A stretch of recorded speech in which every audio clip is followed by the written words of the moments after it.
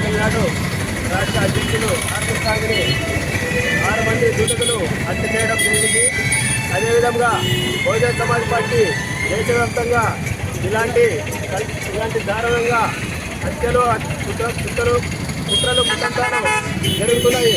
అదేవిధంగా బహుజన సమాజ్ పార్టీ మహేష్ కుమార్ దేశవ్యాప్తంగా పార్టీని బలోపేతం చేస్తుంటే ఈ పెద్దదారులు బహుజన సమాజ్ పార్టీ రాష్ట్ర అధ్యక్షుడైనటువంటి ఆర్ఎస్ని తమిళనాడు ప్రభుత్వము దుండగల్ని వెంటనే అరెస్ట్ చేసి సిబిఐకి అప్పచెప్పాలని కోరుతున్నాము. అదేవిధంగా దేశవ్యాప్తంగా జరుగుతున్న దాడులపైన, దళితులపైన, క్రిస్టియన్లపైన, మైనార్టీలపైన దాడులు హత్యలు ఎక్కువవుతున్నాయి. అదేవిధంగా ఇలాంటివన్నీ ఖండించాలని బహుజన సమాజ్ పార్టీ తరఫున ఖండిస్తున్నాము.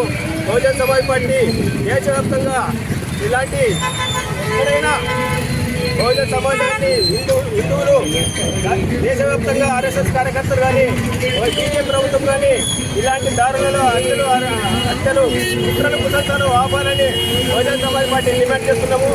అదేవిధంగా దేశంలో ఎక్కడైనా దళిత స్త్రీలపైన కానీ మైనార్టీలపైన కానీ దాడులు అత్యాచారాలు జరుగుతున్నాయి.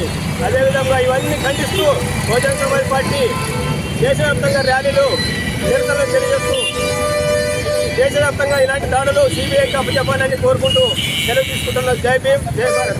బహుజన సమాజ్ పార్టీ జిల్లా ఉపాధ్యక్షుడు సామేలు పార్టీ తమిళనాడు రాష్ట్ర అధ్యక్షుడు ఆపుషాను హత్యను ఖండిస్తూ చాలా బాధాకరం.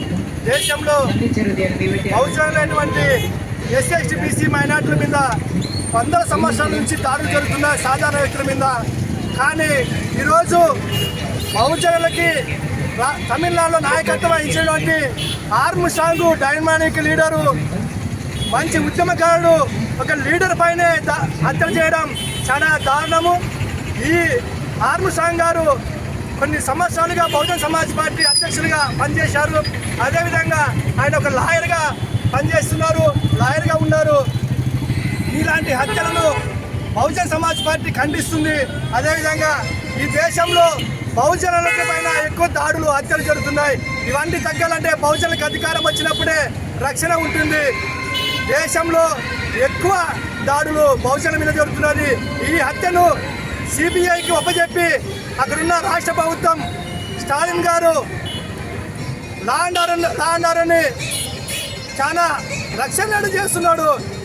దీనిపై సిబిఐకి ఒప్పజెప్పి వెంటనే ఆ దుండగులను శిక్షించాలని బహుజన సమాజ్ పార్టీ తరఫున డిమాండ్ చేస్తున్నాం.